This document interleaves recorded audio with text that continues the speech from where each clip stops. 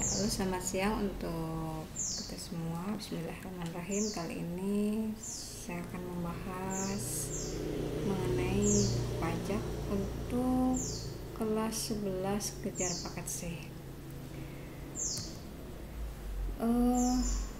Sebelumnya saya akan menanyakan dulu kepada rekan-rekan semua, apa semua sudah hadir ya. Semoga semuanya sehat dengan adanya COVID-19 ini ya.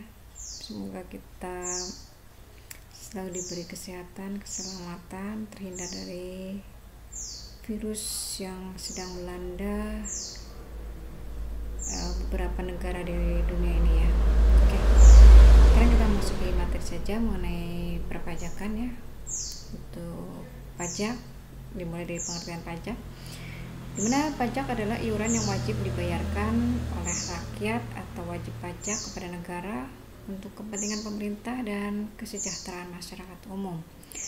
Berdasarkan pasal 1 angka 1 Undang-Undang Nomor 6 tahun 1983 yang kemudian disempurnakan dengan Undang-Undang Nomor 28 tahun 2007 tentang ketentuan umum dan tata cara perpajakan, pajak adalah kontribusi wajib kepada negara yang utang oleh orang pribadi atau badan yang bersifat memaksa berdasarkan undang-undang dengan tidak mendapat timbal balik secara langsung dan digunakan untuk keperluan negara bagi sebesar-besarnya kemakmuran rakyat. Siapa yang perlu membayar pajak? Apakah semua pegawai Indonesia perlu membayar pajak? Walaupun Anda yang belum bekerja perlu membayar pajak. Berdasarkan undang-undang memang semua rakyat Indonesia terikat dengan pajak. Tetapi hal tersebut hanya berlaku untuk warga negara yang sudah memenuhi syarat subjektif dan syarat objektif dari jenis pajak tersebut. Jadi, jika Anda tidak memiliki kendaraan bermotor, maka Anda tidak perlu membayar pajak jalan raya. Atau Anda merupakan warga negara yang tidak memiliki penghasilan lebih dari 2 juta, maka Anda tidak akan dikenakan pajak penghasilan. Apabila Anda memiliki penghasilan lebih dari 2 juta, maka Anda wajib membayar pajak. Jenis-jenis pajak. Pajak berdasarkan sistem pemungutan. A. Ada pajak langsung, merupakan pajak yang harus ditanggung sendiri oleh wajib pajak dan tidak dapat dialihkan ke pihak lain. Contoh dari pajak langsung adalah pajak penghasilan (PPh), pajak bumi dan bangunan atau PBB. Kemudian yang B, pajak tidak langsung adalah pajak yang pembayarannya dapat dialihkan ke pihak lain. Contohnya dari pajak tidak langsung adalah pajak penjualan atas barang mewah, pajak pertambahan nilai atau PPN, bea materai dan cukai. Pajak berdasarkan instansi pemungut. A. Pajak negara atau pusat merupakan pajak yang dipungut oleh pemerintah pusat. Pemungutan pajak ini dilakukan melalui instansi seperti Dirjen Pajak, Dirjen Bea dan Cukai, maupun kantor inspeksi pajak yang tersebar di seluruh Indonesia. Contoh pajak negara adalah pajak penghasilan, pajak pertambahan nilai, bea materai, bea masuk, cukai, pajak bumi dan bangunan, pajak migas, pajak perolehan hak atas tanah dan bangunan. B. Pajak daerah atau lokal adalah pajak yang dipungut oleh pemerintah daerah.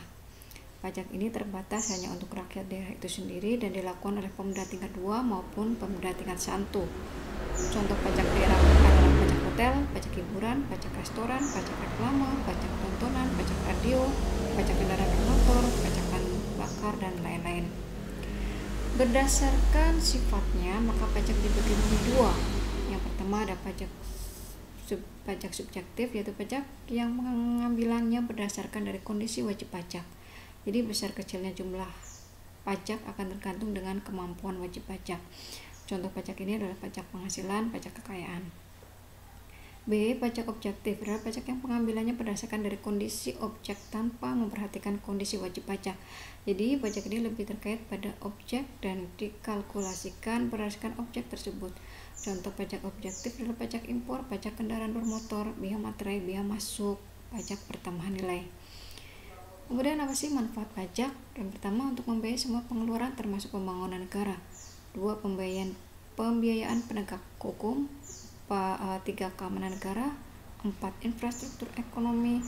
5. Pekerjaan publik. 6. Subsidi. 7. Biaya operasional negara. Fungsi pajak. Fungsi pajak pertama adalah fungsi anggaran. Seperti yang dijelaskan di atas bahwa pajak merupakan sumber pendapatan negara, maka pajak berfungsi untuk membayar pengeluaran negara.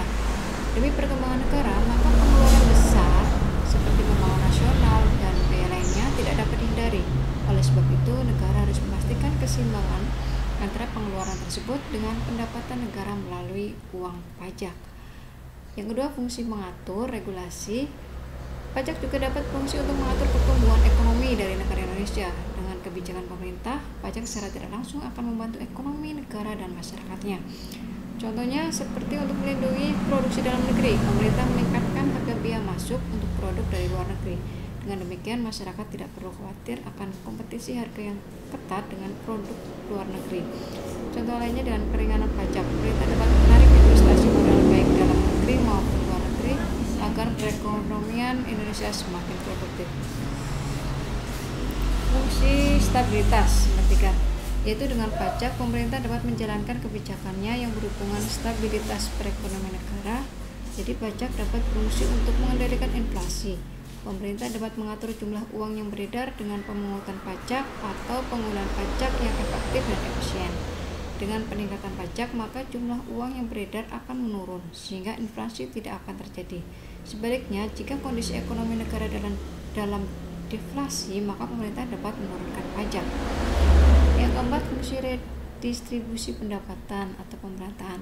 Pajak juga berfungsi sebagai pemerataan dari pendapatan masyarakat dengan tujuan kebahagiaan dan kesejahteraan masyarakat. Pajak dapat digunakan untuk membiayai kepentingan umum dan pembangunan sehingga menciptakan lapangan kerja yang baru, di mana ujung-ujungnya akan membantu pendapatan masyarakat. Oke, untuk Anda yang belum bisa mengikuti atau yang malas untuk mencatat atau belum sempat untuk mencatat, Anda bisa masuk ke blog saya, yaitu yang tertera di sini. Silakan Anda masuk, nanti materi sudah berada di sana semua.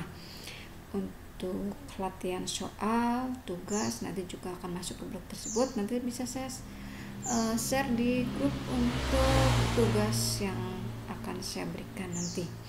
Oke, demikian. Terima kasih. Wassalamualaikum warahmatullahi wabarakatuh.